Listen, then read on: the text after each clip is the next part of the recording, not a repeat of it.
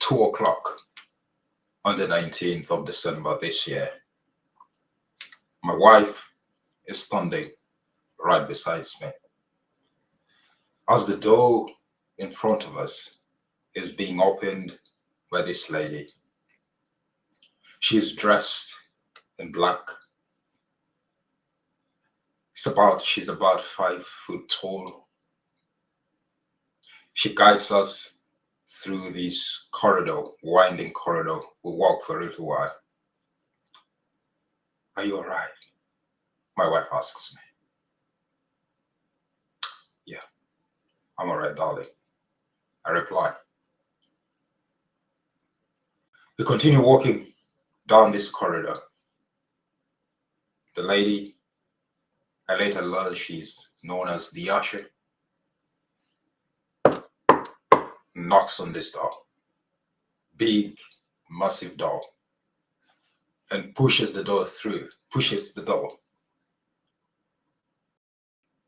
and speaks to the lone gentleman seated over there, saying the case of Libs versus, I'll not mention the other party. The gentleman seated right up there, lone gentleman in this room with empty chairs and desks with microphones on the desks, shows us where to sit and continues looking at the papers a bit. He's wearing glasses. After a little while, he looks up and asks whether the other party is there, the defendant. And he's not there. It's only us in the room with him. He asks us whether the other gentleman, the other party, submitted the court documents that were supposed to be submitted to the court and to us, and we say no, because he hasn't received the court documents as well. We sat there, my wife and I, quiet, as the judge started dictating something on a dictaphone. Talked for a little while.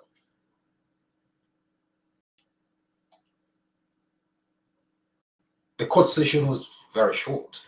It was meant to take about 30 minutes, but it only took about 10, and we're out of there. And the judgment was in our favor. We have been to court just yesterday, the 19th of December of this year, because around March, we started renovating our house. We got this builder who promised to do a great deal of work for us. In the end, it did not go well. A lot of damage was done. He did not do his work very well. We had budgeted to spend about £40,000 the house renovation and making it a bit look good.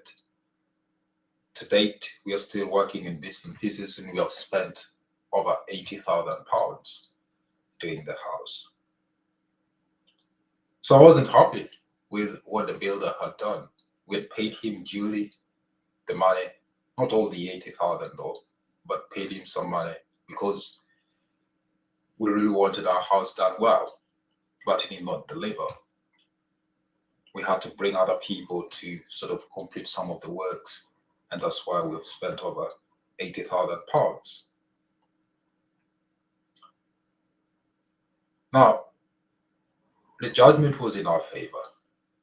But then as we walked out, my wife and I thought, this guy does not even honor court orders.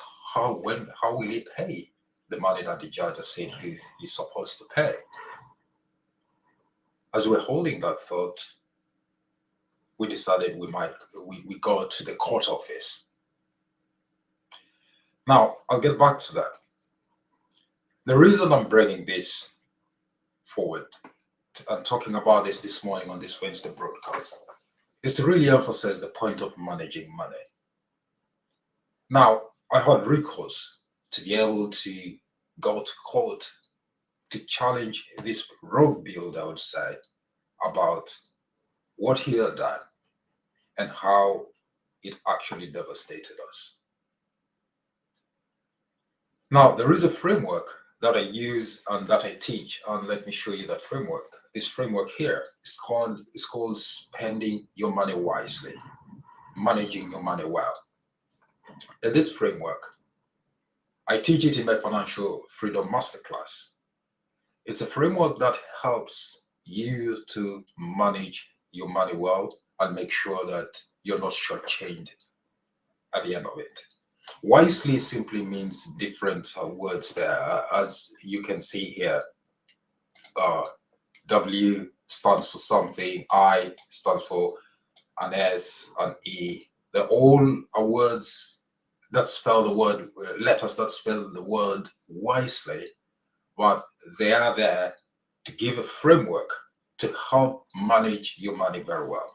But what I would like to talk to you about is actually, let me just remove this, is actually about this aspect here, the legal aspect of managing your money well.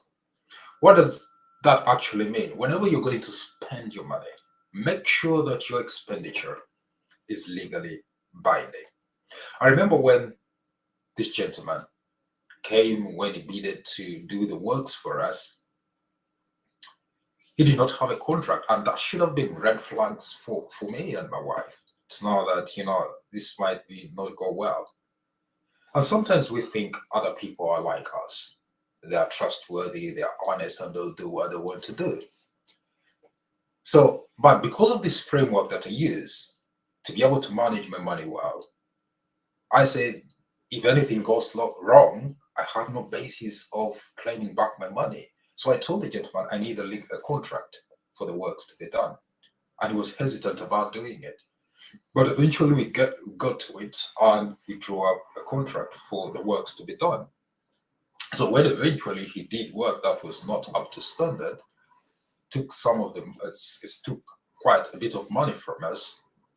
I now had a way to go to court and show the court that this is what we agreed to, he hasn't performed to it, and so on and so forth. It was that legal basis that I was able to go to court because I had a contract with him. Now, the reason I'm talking all about this is because this is the Christmas season. And there is a lot of spending that will be done during this season. And it's just, I suppose I'm saying is that you be careful. Any transactions that you're going to be doing, make sure that they are legally binding and that you can legally enforce them. Some of you will be spending quite a bit of money, a lot of money in buying things, some not so much. But in any case, if you want to manage your money very well, you have to make sure that you're spending in a way that is legal in the first place, but also that you can legally enforce it just in case things go wrong. Christmas is a season where some people can take advantage of the spending spree. Some wrong guys can come along and try to dupe you. So be careful before you part with your money during this festive season. You don't want the festive season to turn out to be a very sad moment for you. Legally protect your expenditures. Don't just spend willy-nilly. In the UK, it's good you have the consumer rights. If anything goes wrong, you can enforce them. But make sure you read the dotted line, especially when you're buying things from the internet, when you're doing things here and there, when you're spending your money. Make sure there is a legal protection for yourself and your money when you're spending during this Christmas season. So to wrap up, we went to the court office. We had this concern that this gentleman might not pay the money eventually when he's ordered to pay. The judge in the order that he read to us that's going to be coming out soon, so that he has up to the 9th of January next year to pay that money. The court office told us that there are ways to be able to enforce that judgment if the defendant does not pay, because he is so assured that he does not obey court orders. He doesn't come to court. He doesn't submit the papers that the court requires. So he might just decide that he doesn't want to pay as well. But it's good to know that there's a legal way that can be enforced for him to pay. And we're glad we will pursue it with 100% determination and be able to claim the money. So in a nutshell, in this season, when you're spending your money, just be careful, make sure you're legally protected, and enjoy the season. Thank you for listening. Take care. Bye-bye for now.